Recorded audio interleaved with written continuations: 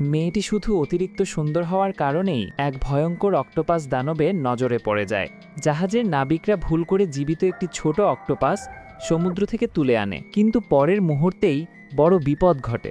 Octopus দানব তার সৌন্দর্যে মোহিত হয়ে তার শরীরেই নিজের সন্তান ধারণ করিয়ে দেয়। এদিকে জাহাজের অন্যান্য ক্রুদের উপর দানবটি পাগলের মতো আক্রমণ চালায়, একজনও রক্ষা পায় না। ঠিক তখনই উদ্ধারকারী দল ঘটনাস্থলে পৌঁছায়। তারা সবাই মিলে বিশাল অক্টোপাস দানবের দিকে গুলি চালায়। দানবটি উল্টো নাবিকদের পাকিয়ে ধরে জাংয়াং বুঝতে পারে সে একটি তেলের পিপে দানবের দিকে ছুড়ে দেয় এবং তার সঙ্গী ফোড়ন ঘটাতে বলে। বিস্ফোরণের সুযোগে সবাই দ্রুত পালিয়ে যায়, কিন্তু রূপান্তরিত অক্টোপাস দানব এতটাই শক্তিশালী যে আগুনেও তার কিছু হয় না। জাংয়াং একটি পালানোর টানেল দেখতে পায়। সবাই তাড়াতাড়ি ভিতরে ঢুকে পড়ে, কিন্তু দানবটি মানুষের গন্ধ শুকে টানেলের ভিতরেও ঢুকে আসে এবং শাওনিকে আক্রমণ করতে এগিয়ে যায়। কিন্তু ঠিক আঘাত করার মুহূর্তে দানবটি থেমে যায় এবং অন্যদের দিকে তাড়া করে। মৃত্যুর মুখ থেকে বাঁচলেও শাওমির আচরণ তখন থেকেই অদ্ভুত হয়ে উঠতে থাকে।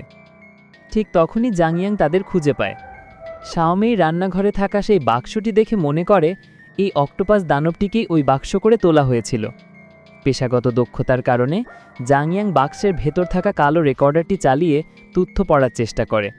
তাতে জানা যায় অক্টোপাস দানবটিকে মানুষেরা গবেষণার নমুনা হিসেবে ধরেছিল। পরীক্ষার সময় সেটির ভয়ঙ্কর রূপান্তর ঘটে এবং মানুষ আর তাকে নিয়ন্ত্রণ করতে পারেনি। আরও জানা যায় অক্টোপাস দানব নিজস্ব জিনগত উপাদান মানুষের দেহে ঢুকিয়ে মানুষকেই তাদের সন্তান জন্মদানের বাহক হিসেবে ব্যবহার করে এবং তাদের প্রজাতির মধ্যে নিজেদের কাউকে কখনো আক্রমণ করে না, কারণ সে ইতোমধ্যেই তাদের পরবর্তী প্রজন্মের বাহক হয়ে গেছে। ততক্ষণে অক্টোপাস দানব আবারও উপস্থিত হয়।